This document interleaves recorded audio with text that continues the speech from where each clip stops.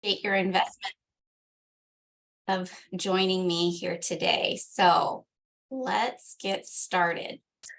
Welcome. Thank you so much for giving yourself and me the next 45 minutes or so of your time. I am really excited to share with you the 7 secrets to improve your writing, connect with your audience, and build a God-glorifying platform at the same time. And as we get started, I just want to let you know that I have a few goals for you in the spirit of James 1:22 that says that we are not to be hearers only, but doers. I really have tried to create this webinar in such a way so that it's not just information that will make you smarter, although I hope that it does. But I really want it to be actionable, practical information that you can start applying to your writing, no matter what age or range or stage you find yourself in your writing life. So I believe that once you start implementing a lot of these secrets into your life, that you're going to start to experience wins in your writing and that you're going to gain confidence. But before we do that, let's lay down a few ground rules, okay? I hope and I know that you all are busy, you're on the move, you've got notifications popping up, and I just would ask that you give yourself this time, mute notifications, and just take notes. Studies have shown that when we really take notes, there's that head to hand component that we really assimilate information better that way. So if you can, pull out a piece of paper, jot down some notes. And then I just also ask that that you would be open to learning and applying these secrets with an open mind. Maybe get out of your comfort zone a little bit and be willing to try some new things. I think you're going to find a lot of success on the other side of that. So these secrets are not just things I've Googled and put together this presentation. I've learned these the long and hard way. And what that's looked like in my own life has been spending about the last 15 years of my writing professional life, figuring out how to craft words in order to sell. I got started as a copywriter, and I was really interested in learning how the psychology of people and emotions and providing value and benefit to customers was as a way to influence people. And I really got started in that whole realm of writing. And I learned it the old-fashioned way. I read books and watched videos, attended trainings. I did get certified in it. And I ended up spending thousands, I'm kind of afraid to know the actual number, thousands of dollars on my own marketing. And I've made some expensive mistakes along the way. Because knowing these things, if I had known a lot of these things earlier, I could have saved myself some of that pain of time and money lost. And I've also just felt frustrated in the process of learning how to put my words and my work out into the world. And it can be a really lonely process. So I'm hoping to spare you of some of that today. But first, I'd like to introduce myself to those who haven't met me. My name is Kara Ray. I am a blogger and, like I said, a copywriter. I've picked up the skills of web design and development along the way as well, but I never set out to be any of these things. I kind of fell into them by accident. My goal from when I was a little girl was that I wanted to be a stay-at-home mom and I wanted to raise my kids. And writing has afforded me the opportunity to do that. And I really kind of got started in this whole thing by accident. My writing journey starts back in 2008. I was a part of a school startup. And in that process, I got thrown into the deep end of the pool, learned all the things related to writing and marketing and leadership. And that was super foundational and pivotal in my life. It was from that experience that I helped my husband. We launched an online learning community together, got our hands real dirty in all of the things about communities and web design and development. And then I started to pick up clients here and there, and people started to ask for my help on things. And so I made that official by starting my own marketing business that I still operate today. And I've helped hundreds of entrepreneurs and creatives since then in branding and selling their own products and services. And I thought, I know enough to be dangerous. So as much as I enjoyed helping other people, it didn't fill my soul. I really wanted to write for the Lord and start my own writing venture. And so I created my own website in 2019. And I thought, how hard could this be? I started to Google and YouTube all the things. And a lot of the results that came up were kind of typical clickbait things, like how to make $10,000 blogging a month and how to triple your email list in 30 days. Just crazy, crazy promises. But this really wasn't the information I was looking for. I really wanted to understand the how-to, which I've now called the art of writing. Like, how do I do this? How do I put my words out there in a way that is winsome, that will help people in their journey? And then the heart that goes behind that, like all of the internal workings that go on in the writer's heart, as well as what's going on in the reader's heart and soul as they're reading words. And I could not find anything really substantial online to help me with that. And I didn't feel like what I wanted to know was that out of left field, but I wanted to know, what did God say about this longing to be creative? Was this a selfish desire that I had, or was this something that He wanted for me as well? And I wanted to know, how could I be a help to others? How could I start from this point of zero? And I knew that I could get my mom and dad and my husband to sign up to follow my blog, but I thought, who else is going to really care what I have to say? And then, like I said, everything was so clickbaity and over promising and under delivering. I didn't want to do that. I knew all the copywriting techniques, and I didn't want to in any way be not authentic with who I was as a person online. And I wondered, would that work? Like, can I be myself online, and can I be successful? And then there was just all the emotional stuff that goes with writing. If you've been writing online, all of the stuff that goes into putting your creative energies out there, and then waiting, and then sometimes being criticized for what you've done. And that's hard. And I was so nervous about that. And I just didn't want to feel alone. I just didn't know anyone in real life, in my real circles of influence, that knew what I was going through. And so these secrets have been born out of a lot of figuring all of that out. And I think that they can apply to everyone. It can apply to people who might feel frustrated with their own lack of progress and their goals that they have. They might, somebody mentioned earlier, they just have so many ideas, not knowing exactly how to lean in to those, finding the clarity in what you want to talk about online. It can also be for people who just have a lot of life experience or wisdom or stories or processes that they want to share, but they don't even know how to go about doing that. It's for people who want to get better at the craft of writing. This is the kind of thing that I think is really lacking online these days. And they want to be used by God, right? We know that there is just one shot that we get at this life, and we're tired of wasting it. We don't want to waste more time putting off the desires that we have to write for the Lord. And so this is the path that I have found, and the secrets that I have found.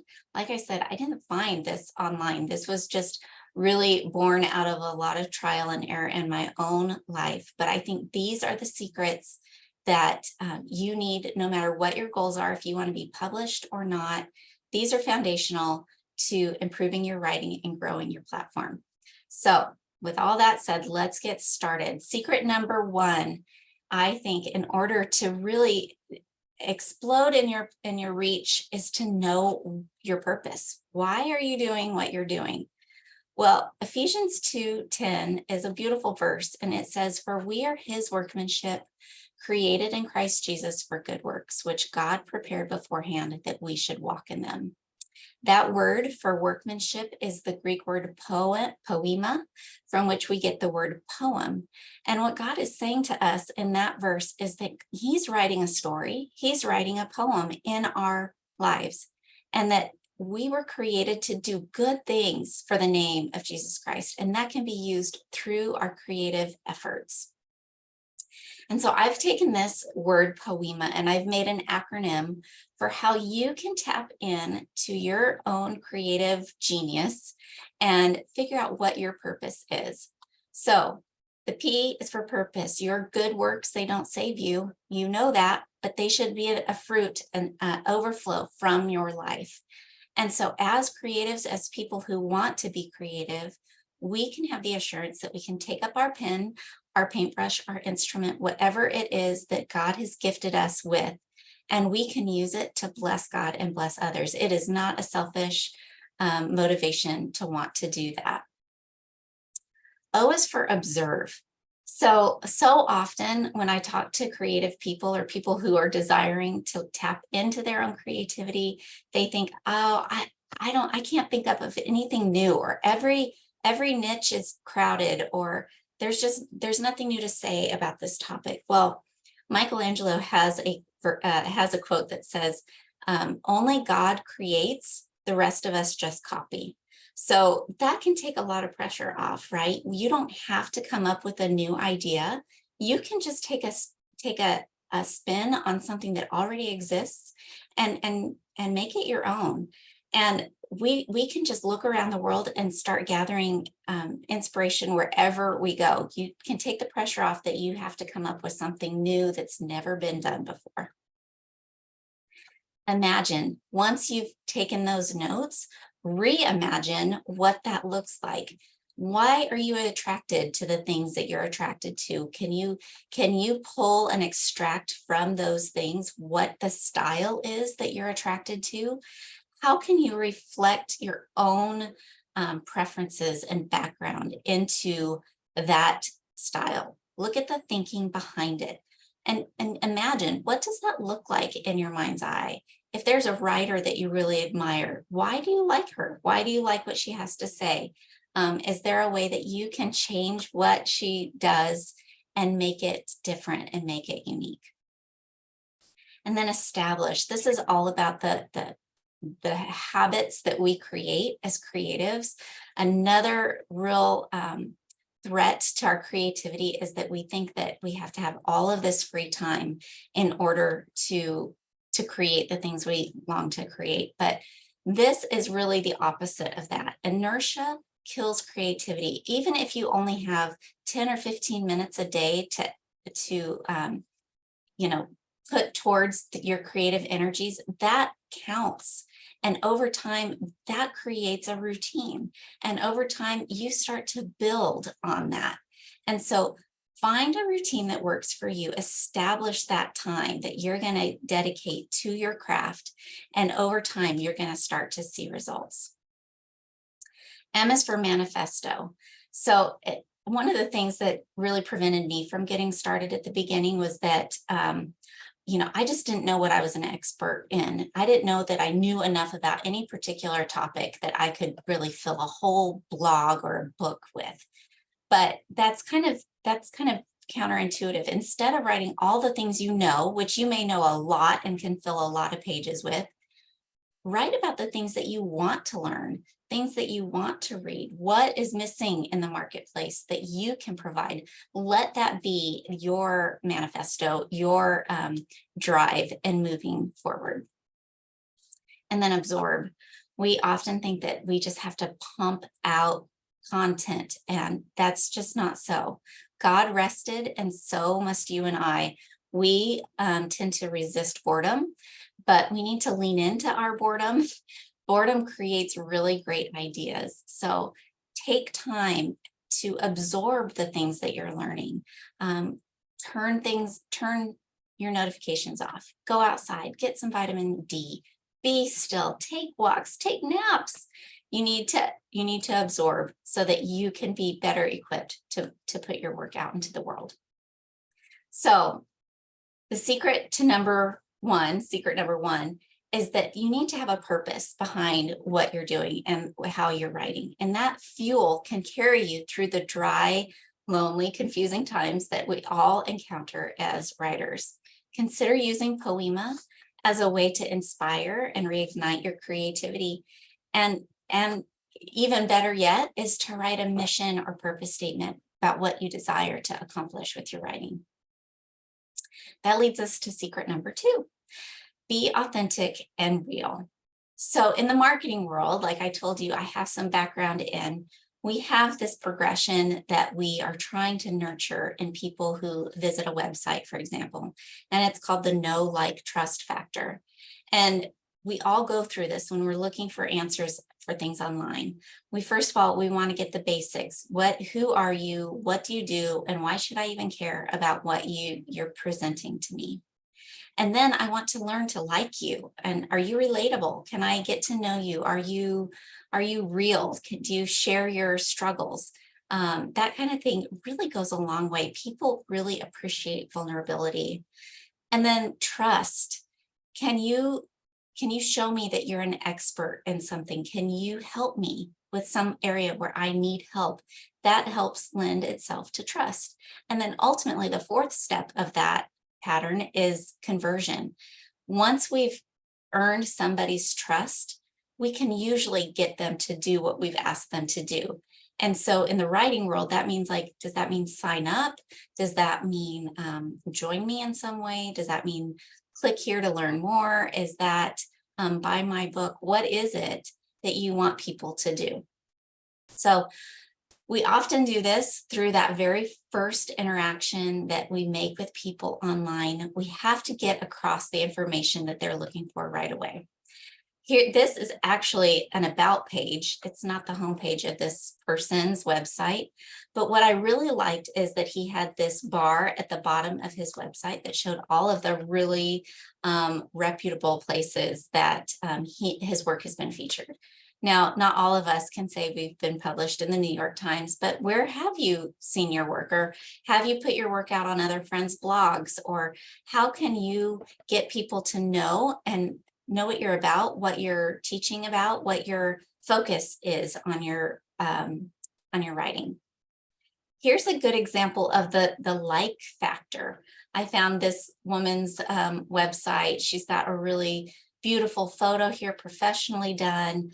I love her headline. I used to be a people pleaser. Immediately, that's gonna convey a lot of meaning to a lot of people who understand that. And so instantly you're like, oh, she seems really warm. I'd like to sit down and talk with her on her couch. So she's really playing into that like feature. And then the trust. Now, this is somebody you all probably know, Ann Voskamp, but I really liked on her website, she's talking about you over and over again. She's not talking too much about herself, but she's displaying a level of vulnerability, social credibility, and it makes you want to learn more. You want to trust her.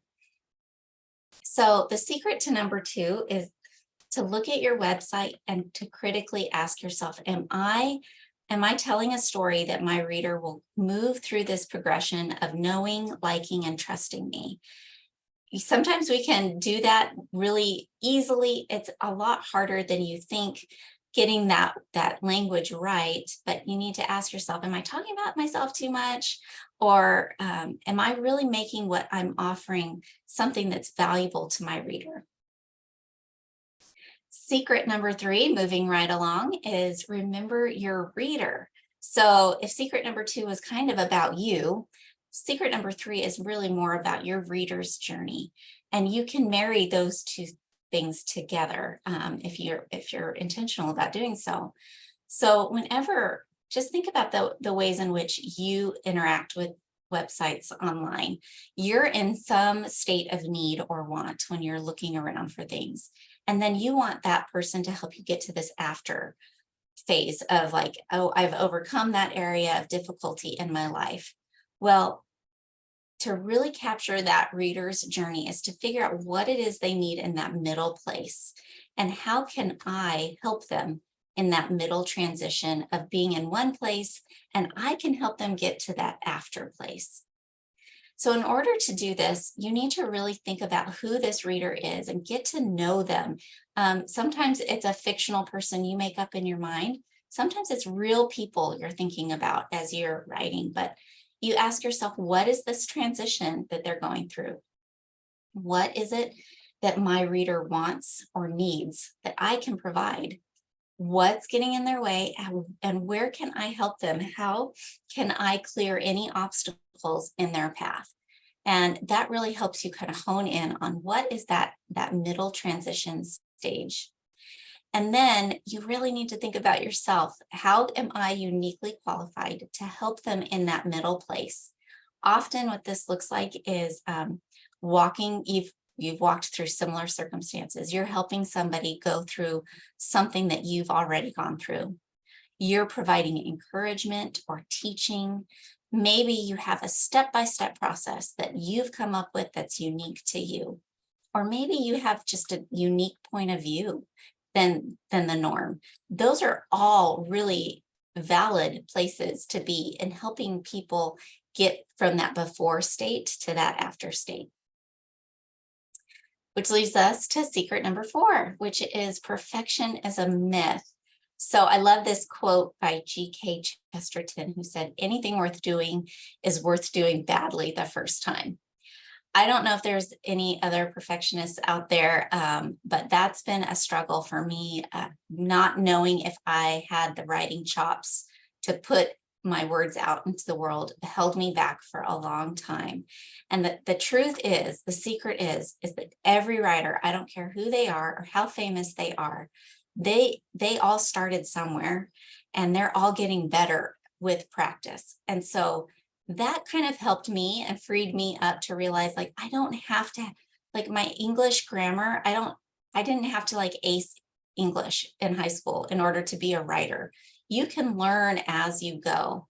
And so really, these are some tips about how you can get better in the craft of writing. And really, this is pretty simple. We all know that practice, practice, practice. Write every day. You're already writing every day. You're writing texts and emails and grocery lists. You're probably writing in a journal. It is just nearly impossible not to get better when you put in the time. And that's an encouragement, right? Just keep at it.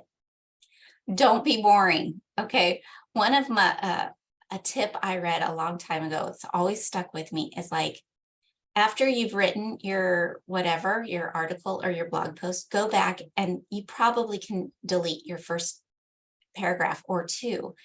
Often we warm up in our writing, and often we like drag things out. We don't have to say absolutely everything we know about a topic. Consider who your reader is and what they need to glean from you, and work really hard not to bore them. Work to grab their attention in that very first sentence. Ask yourself really critically, would I keep reading this article if it was somebody else's? Does it make me want to read the next sentence and then the next? Every sentence and every word needs to serve a purpose. And when we do that, we can really clear out a lot of clutter in our writing. And the way we do this, obviously, is editing. One of my favorite tips is, if you can say something in 8 words instead of 10, say it in 8. We get very redundant in our own writing. And so being really, this is a detail-oriented work, and not everybody is really detail-oriented. So if you can't look at your own work really critically, find a friendator, is what we call them, who will give you some tough love, but encourage you in your craft and show you where you can eliminate extra words. Read it out loud. This is so helpful. Before I hit publish on anything, I read it out loud at least 2 or 3 times. And if I stumble over something as I'm reading, that's my cue to go back there and try and smooth that sentence out, eliminate any extra words that I don't need. Read it backwards. Now, this is kind of a cool tip. Read it all the way through and then read it backwards. Last paragraph first, second to last, and so on. And ask yourself, does this still make sense? Did I deliver on the promise of my headline? Does this follow a logical progression of thought? Reading it forwards and backwards will often really reveal where some of those weaknesses might be. Make it scannable. Oh, this is one of my pet peeves, is when I open up anything online and I see a huge block of tightly packed words. Like, our eyes need breathing room, and breathing room comes across in white space. So make shorter paragraphs. Sometimes that's a style thing, but just add white space, add headings and subheadings and bullets and things like that that can ease your reader through your piece. I mean, we would love for them to read every single word, but it's just not realistic to think that they will. So make your work scannable. Secret number 4, the action to do to implement this into your life is, number 1, just do it, right? Don't get hung up on the perfectionistic qualities that you may have that are holding you back.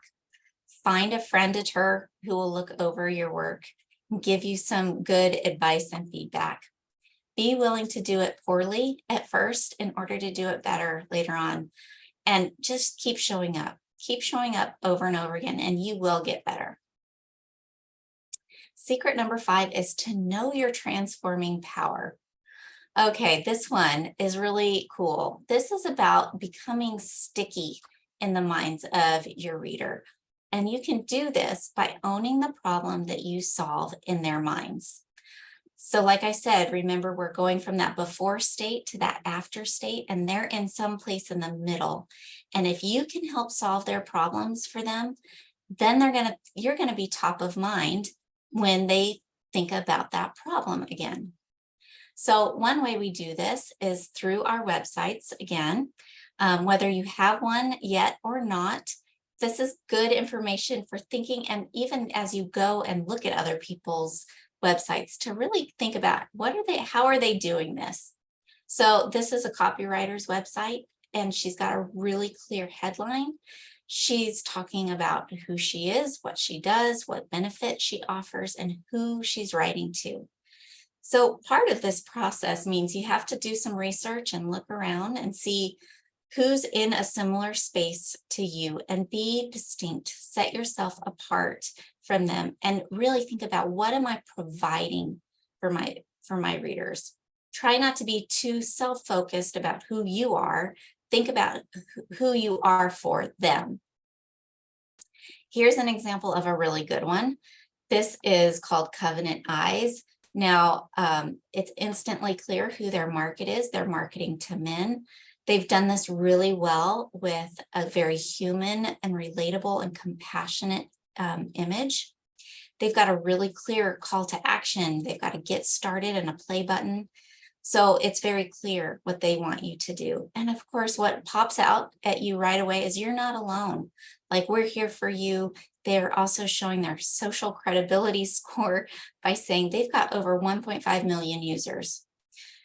So they've made it really easy for us to understand what it is that they do, and that they're not making it hard for them to understand. Here's another really good example. This is from Compassion International. This headline, "Give Hope to a Child in Poverty," is really clear. It's supported by a beautiful image that is also hope-filled. It's also got a great call to action with this slider interactive element. Now, this is probably more advanced than a lot of writers would be using, but we can learn from this and see how clear they've made what they're doing. I mean, how many times have you gone to a website and are like, I have no idea what they're about? That is probably because they don't know exactly what they're about either. And so you do your reader a service when you know exactly who you're talking to and how to support that by knowing who they are. Here's what I think is a negative example. This has a decent headline, and they're talking about this transition period. They clearly know that they're in that middle place for their readers. I have no problem with that. It's what comes after that. That is a huge block of text I will never read. To this day, I still have not read that whole paragraph. I see what they're doing. Their tactic is they're using SEO and keywords to rank higher in people's searches. People who are searching for baby gear and pregnancy and advice, they're probably going to show up high, but they're not serving you as a user by just stuffing words there. So my personal opinion on this is not to do that. You can add those keywords throughout your website, but make this very top portion of your website really clear right away who you are and what you're offering. So the secret to number 5 is to revisit headlines. Headlines are the money. There's a great quote by David Ogilvy, who is a famous copywriter. He said that you'll spend 80 cents out of your dollar on your headline. In other words, 80% of the people will read your headline and probably nothing else. So spend your money on your headlines. Really focus your attention on that. Ask yourself, is it clear? I mean, oftentimes we're so close to our own work, we don't even know what isn't clear anymore because it makes sense to us. But you need to ask other people, is this clear? Do you understand what I'm talking about? Is it distinct and succinct? Where can I eliminate words? Headlines need to be pithy and short. Normally like 7 to 11 words is ideal. And am I making it reader focus? Is this about me or is this about them? Make it about them. Which leads us to secret number 6. So I've been talking all about how it's not about you, it's about them, but this is a little bit about you. And this is about being your own brand. And so I know sometimes as Christian creatives, this might feel a little off-putting, but I want to explain. Being a brand is a service that we offer our readers, our visitors.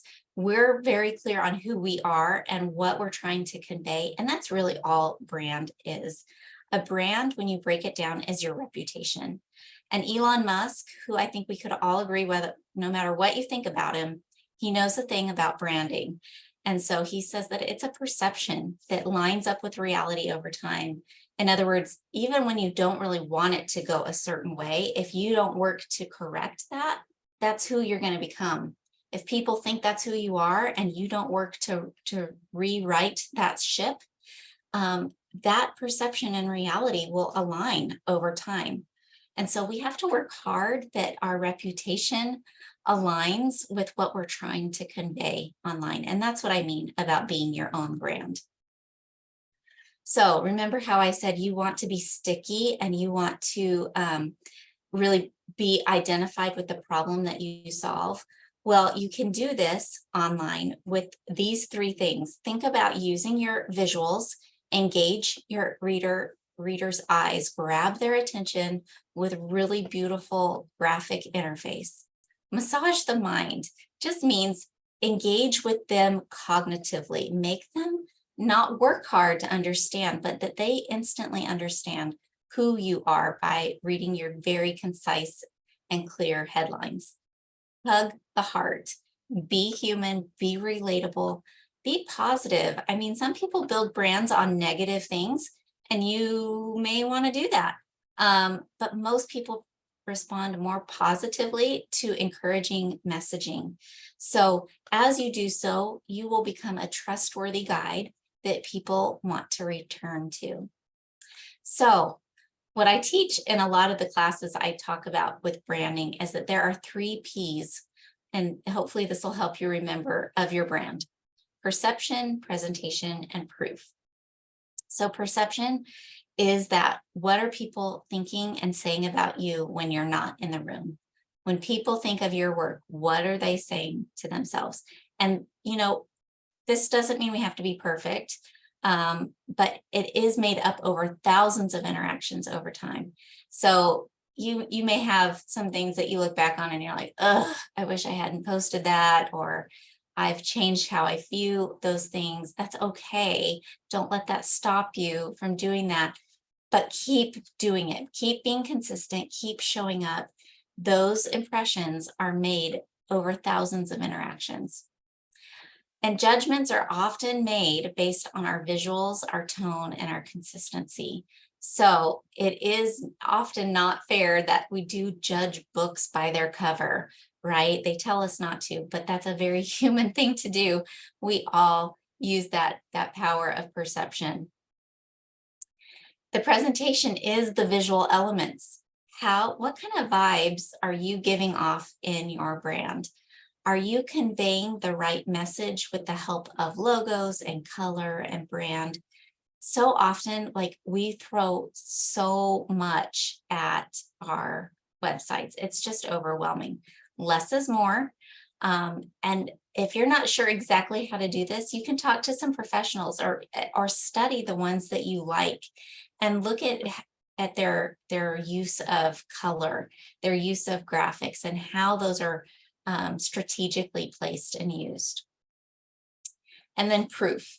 So again, this lines up with the trust factor we talked about earlier, but your brand is strengthened by what other people say about you. So this is our reputation. It's built over time. You can use testimonials of people who've read your work, who've been moved by your work. Even comments on your blog can be somewhat of a testimonial to your work. You can create a featured in bar, or we sometimes call it a social proof. Where have your words been featured? Where have you been featured? Where do you show up regularly?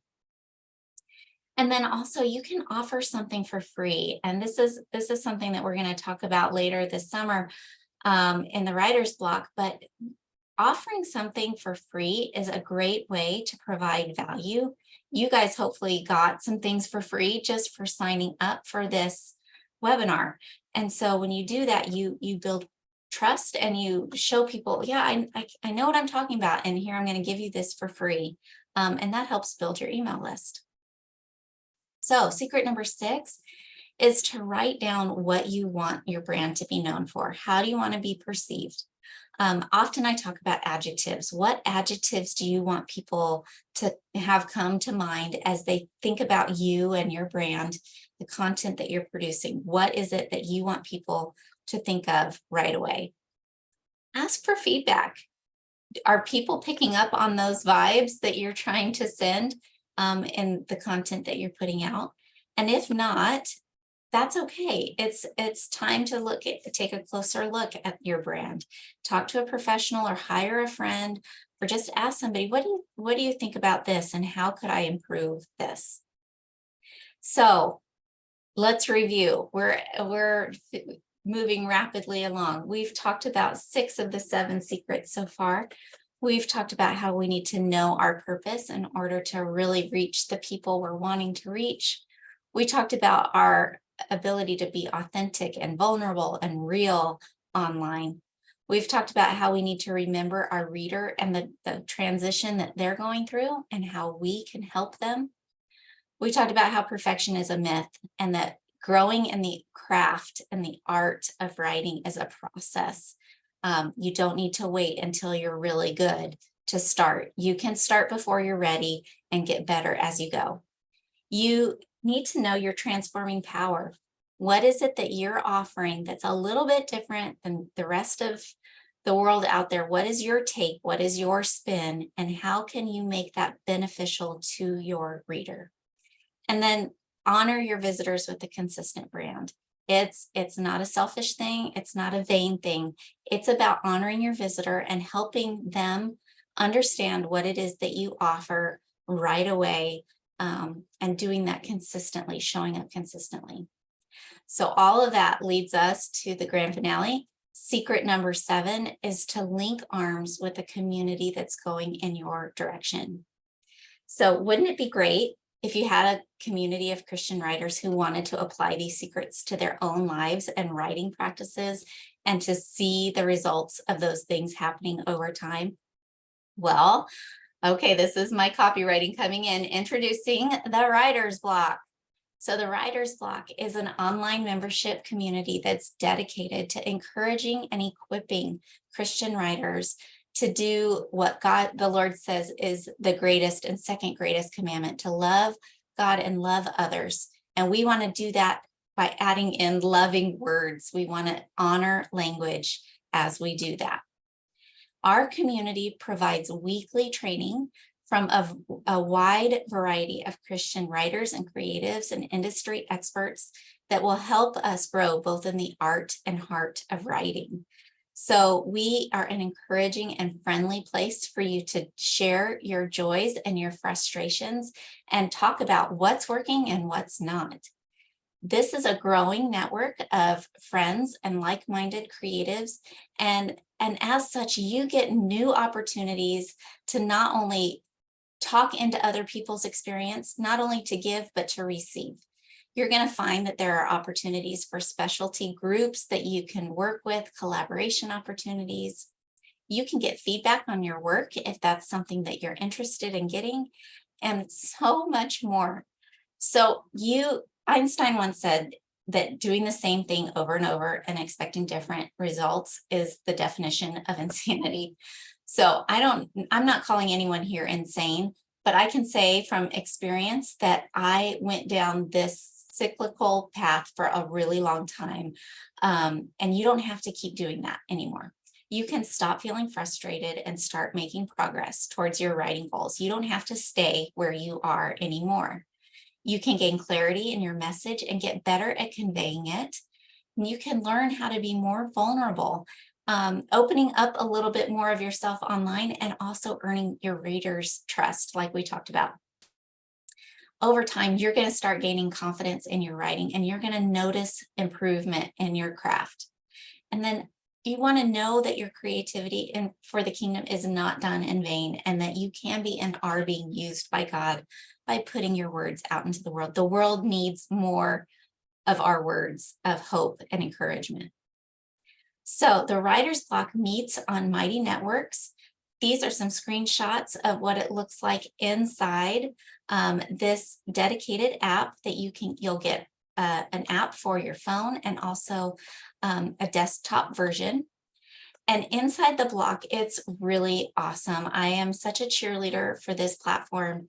It's a distraction-free experience. It's unlike maybe any of the Facebook groups you've been a part of before, where you go to that group and you forget why you went there because you get pulled into Aunt Martha's drama and you get ads and you get distracted by funny cat videos. It's not like that on the writer's block.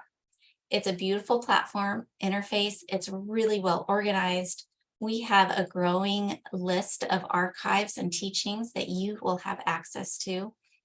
You don't have to worry about your privacy being invaded here, and that it's also a customizable experience. So you can create the kind of experience and interaction and the amount of notifications or not that you want to receive on this platform.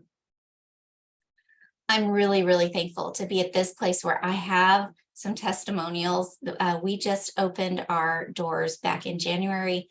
And so I've been blown away by what people are saying about the writer's block so far.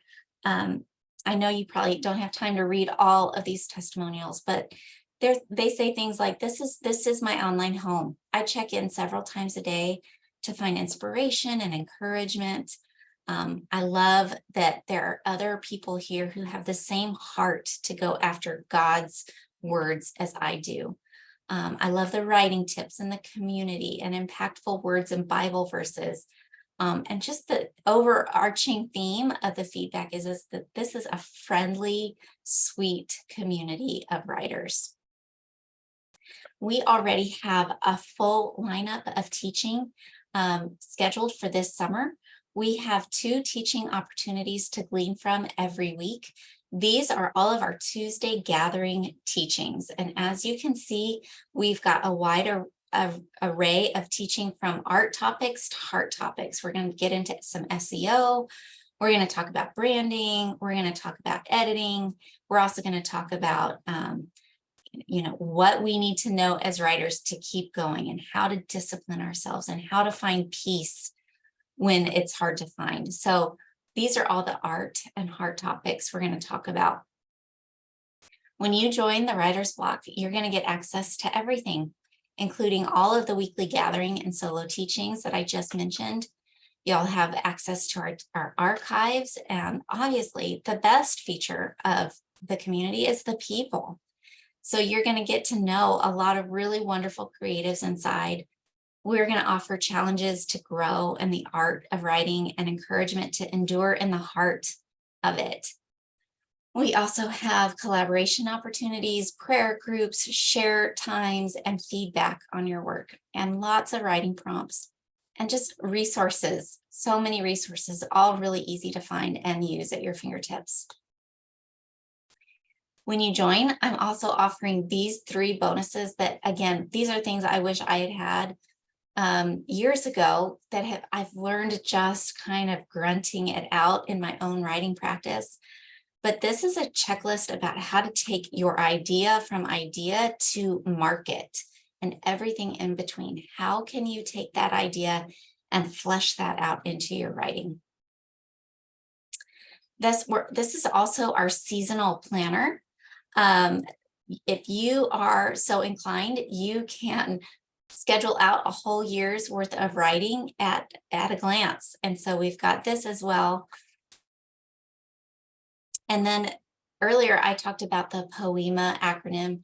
You can use that in some of your journaling to really unblock. I like the play on words for writer's block here, but to tap into your own creativity, get unblocked in your creativity and figure out how to synthesize your own words. So when you join the writer's block, you get this community and these 3 bonuses, and it's all for only $27 a month. My friend Amy is going to put the link here into the chat in just a second. We also offer a yearly membership, and you'll save 2 months, 17% when you sign up to do the year at a time. So only $27 a month. And when you think about this and you consider what this entails, you can do nothing. That's obviously an option that you have. You can keep doing the same thing you're doing. I would ask again, is that working for you? If that's not working for you, that might just be the definition of insanity right there. Or for this very minimal investment and towards your future dreams and goals, what could it be for you to link arms with us and go in this direction of pursuing your writing and getting more out of your writing, accomplishing all that you have desired for your writing to be. So you can make that minimal investment and really discover that it will pay off for you in the end. Questions you could be asking yourself right now is, how long will it take me to figure out this stuff on my own? Again, I told you at the beginning, it's taken me 15 years to learn a lot of this. And this is the stuff that if I had early on in my writing career, who knows where I'd be today, right? You can fast track your goals and your progress and save time and money by doing it this way. This is not the long and hard way. This is the short and easy way. How much money and time am I willing to invest doing things the way I've been doing them without a real plan and without people in my corner? I think that is so key in our ability to be successful. What breakthroughs are you missing by not doing this inside a community? We learn so much by just talking things through. What are you learning? What's working for you? What's not working for you? There's so much to learn and glean from each other. And so the writer's block wants to offer that to you, but we want to learn from you too. We know that you have a lot to offer, and we would love to learn with you and from you as well. And so again, what do you have to lose? I really think the answer is nothing. We would love for you to join us inside the writer's block. So again, you can use the link that's in the chat. You can also go to mywritersblock.com.